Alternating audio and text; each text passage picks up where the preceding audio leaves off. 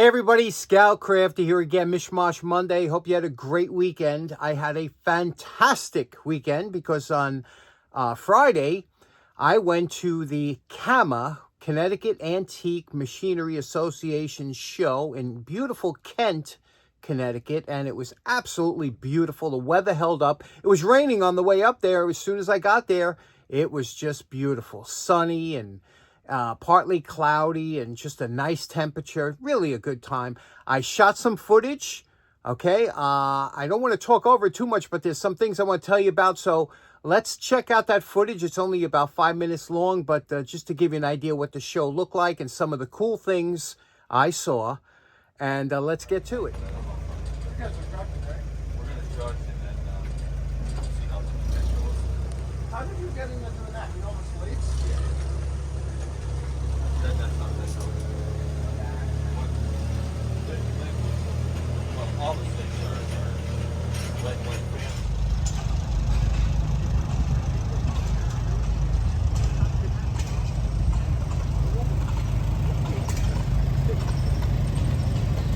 Oh. Well, you shouldn't have hit it. You hit it from third, right?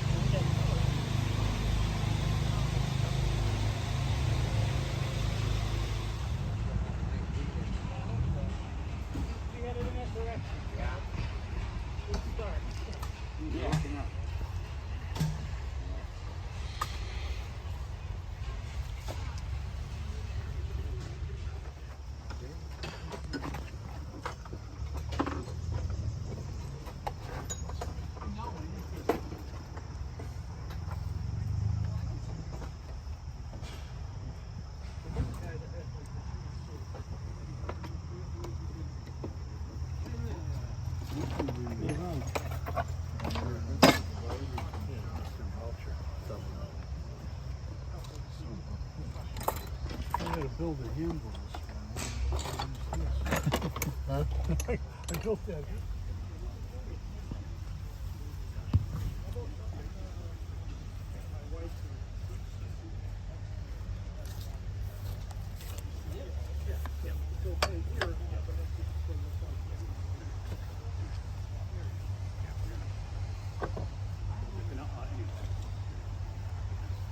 Ended up picking up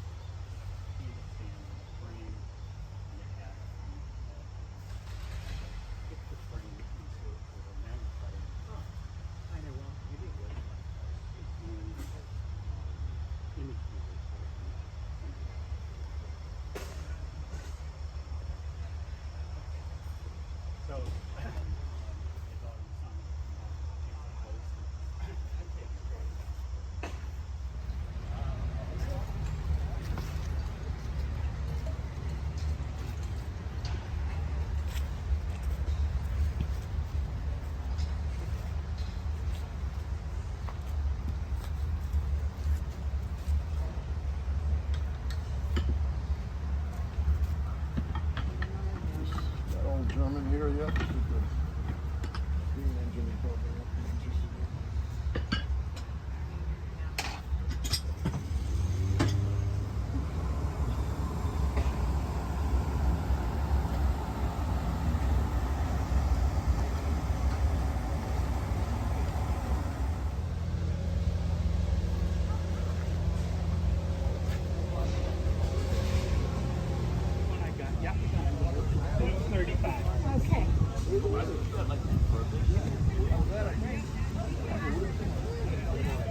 Now, I just want to stop for a second to appreciate this beautiful American Flyer transformer. It's a dual transformer. American Flyer trains were kind of a competitor to Lionel back in the day. They looked very similar and they were, slightly different, but this was by Gilbert, the people that made Erector sets, and they made their own trains. But their transformer, their cool transformer, looked like this. And just a beautiful piece of machinery. You really felt like you were riding a train.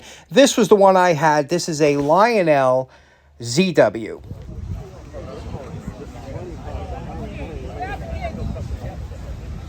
kids. Kids, get together over here. Hold a minute.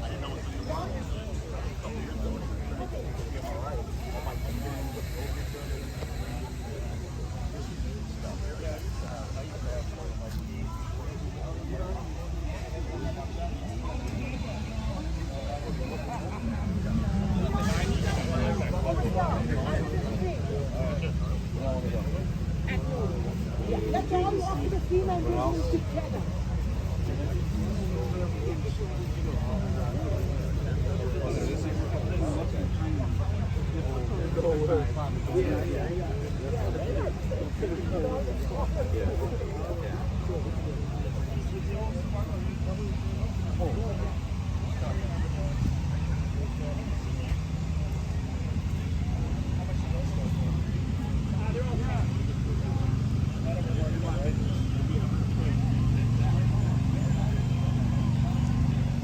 Get a chance to go, but look at that box.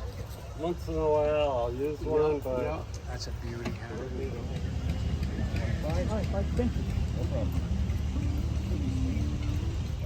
Now it's so funny. As you know, I've been battling my addiction on buying tools, and it's hard. It's hard. You know, they talk about alcoholism or addicted to drugs. I think the tool buying addiction is right up there with them. It's very hard to kick.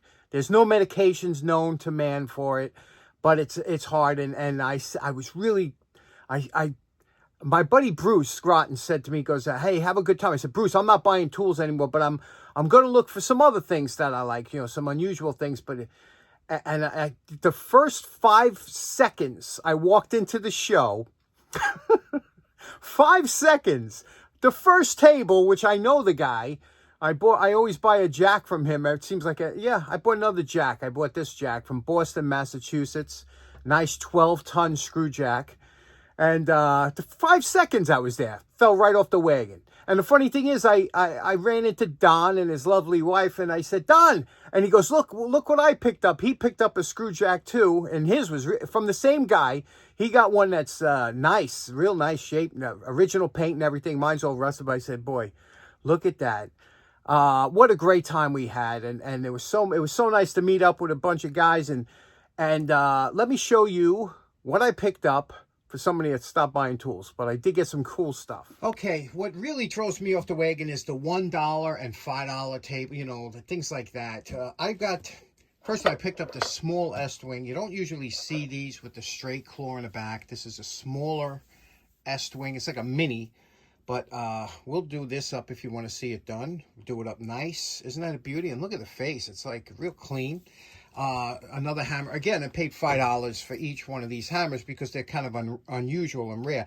This one here is a plum, and this one here is this. They didn't make these too often. This has that steel shaft, okay, and plum hammers. You know, they're always tight, and they have that special way of bonding the head to it. But this one here, like I said, you don't see them too often. The grip is in good shape. What do you think about that? That's a nice hammer, nice collectible hammer. This here, for those that you don't know, it's a V-block. And V-blocks are common to find, but to find them with the holder, because that's how you put your round stock in here, and then you tighten it down if you're going to drill it or whatever.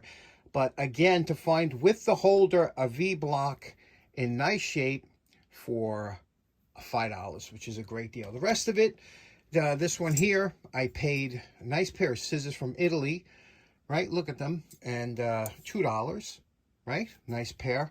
Big ones. The rest, everything else, I paid $1 for. And it's funny, this here, we're going to talk about the screwdriver. I use this particular Craftsman screwdriver a lot. The tip is a little tweaked, you know, which happens sometimes.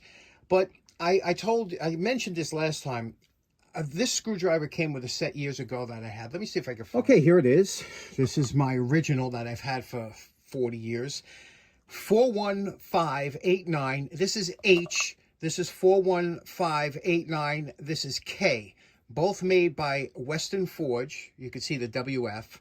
Western Forge, you know, they weren't such a great... They never got their handles down pat right. You can see this one's yellowed. It already has a smell to it.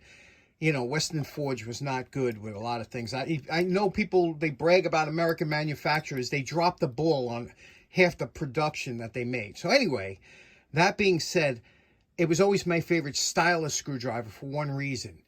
See that little concave there? Notice they make them flat now. But you see that concave? So many times you were doing a screw and you put your finger there and it just made all the difference in the world. It was a beautiful design feature. They don't have it anymore. So one of the subscribers, and you know, I didn't even think about this, but one of the subscribers says, hey, John, why don't you just throw it in the lathe and put your own dimple? I was like, you know, how come I didn't think about that? So what do you say we do that? Let's pop this in a lathe and see if we can put a little dimple in there because it's flat. It should be easy enough. Now, right? The first thing we'll do is we'll put it into the vise here, and even though the vise isn't really a press, we'll straighten out the tip with a little bit of force here from the vise. The tips do straighten right out like that. So we got that straightened out. Now let's put it in the lathe and make this little dimple on the back. Now this here is known as a quick change tool post, and how that works is that when you put your tool in here and you place it down here like this, you know, it locks in quick, 1, 2, 3, and now it's set up. And this adjusts the height. It remains the same. You don't have to change it every time you put it in. They're very handy to have. However, you could see here, we want to put a dimple in there, and you see the tool is not really, I can't move this around. So you see there's two dovetails. Now, in order to get this tool to interact with the piece, you can take this out of here. You could take the tool out of the holder, and you see there's little set screws here. You could turn the tool to this side like this, and then put it in on this dovetail, okay? And then you could press this down like this, and address it that way. These get tightened down, so if you have to turn it, you can do that. I hope that makes sense. You'll see what I mean when I start cutting. Now we tighten the tool into the holder. You see, I used a T-handle bondus to tighten it down. That's nice and tight. Now to adjust the tool, you can put a hex in here and move it this way and this way to get the right angle for your tool. And you can also regrind, but there's all different ways. It's all adjustable, but it's got to be tight when you start cutting. Now in the factory, they probably just have a plunge tool that they plunge it in once and it's done. Now we're going to take a little bit of Plastex polish, and we're just going to touch the end and polish that now that we have the dimple we want. Now this one, here's another one I have. And again, a Western Forge, 41589, was it? And again, but this one's a S variant. And you could see here, this one's got a dome, okay? So it's not even flat, it's got a dome, but we're gonna put that dimple in there. Now, if you didn't have a lathe, you could probably do this with any form tool with a drill press. Okay, here we go, first project of the day. This was my original, remember? This was the one I just bought for $1. Look at that. Nice, right? Looks factory, doesn't it? Nice. Now you can do this for intricate work. I still got to take the paint off of here. And this is the one that I told you had the dome over. Again, nice just to put your finger in. If you have to just steady it to, what do you think? Nice little addition to these screwdrivers. Okay, next up, like I said, this all came from the dollar box. Look at these ball bearings. These are nice, huh? And I don't know if any of you have ever seen the famous scene with Humphrey Bogart talking about his strawberries. Some of you old timers know what I'm talking about. But yeah, look at that, huh? These were, again, this was a steal. $1 for these. These are expensive. But when they get real big, they get expensive. Billings wrench. We're going to clean that up. What do you think of that, huh? Isn't that a beauty? Again, these were such nice. The real nice ones are the S series in this type of wrench, but they're always a beautiful wrench. Couple calipers here. This one here is a side caliper. You run this along the edge of something. I'll show you how this works. Let's say I wanted to put something about 5/8 of an inch, a line down the edge here. You open it up here. You take your measurement, and then you put it against here, and you slide it down. This is holding against the edge, and you slide it down, and that gives you a line right down there. Nice straight line. Can you see that? This is mostly made for like metal work, things like that, but these are always handy. A lot of people see them, don't know what they're used for, but if you find them, pick them up. Here's the smallest egg beater drill I own now, and this is a GM Co. manufacturing out of Long Island City, New York. Look at this cute little thing, huh? Operates as it should. It's got the chuck. I've never seen one. Again, $1, you can't pass it. And then, of course, I picked up a pin vise, because we were just talking about them, and a beautiful Starrett. Again, anytime you find anything Starrett in a dollar box, you grab it. But this is a Starrett. Now, I don't know what kind of tool. It's a hook, obviously, some kind of hook. What it's basically used for, I'll have to look this up, but that's a nice tool, isn't it? This I picked up for a project that I'm doing very shortly. You'll see how this comes in handy. And look at this beautiful tool that Don said, you got to show this on the show. I think everybody would get a kick. So let me show you this. Like I said, Don gave me this, and this is such a great tool. Look at it's Mercedes-Benz. Can you see that? How often you see a Mercedes-Benz tool? But what's so interesting about this tool, take a good look at it, is you see this, what looks like a solid rod is actually split down the middle. Each half of the rod runs across the handle of the wrench. As you can see when I open it up, there's no slot there. So it's only a half of that threaded rod, and it is a Acme thread on there. And just look at that. Isn't that cool? Look at that. Just beautiful. And you could tell, again, you could tell a good steel by the way it feels and how nicely it was machined.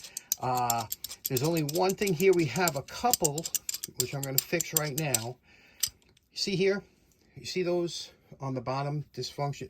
Sometimes things get caught in there. If you put it in, you turn on, it's not quite there. It's on the edge. You put a little deformation. We're going to knock that back. I'm going to show you how to knock that back without taking it to the grinder or sand or anything like that. Now, this is where your anvil or a piece of railroad track really comes in handy.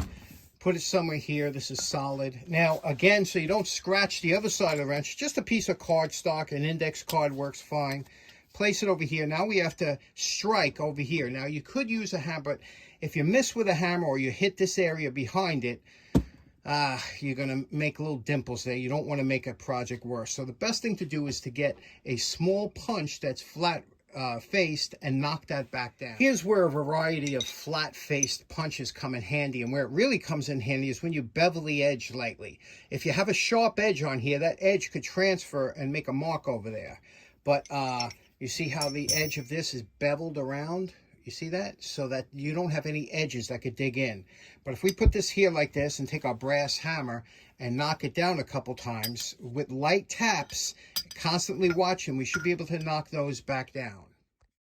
Now the key is small taps and keep checking your progress.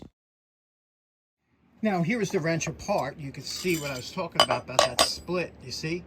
They made it here. They split it right down the middle.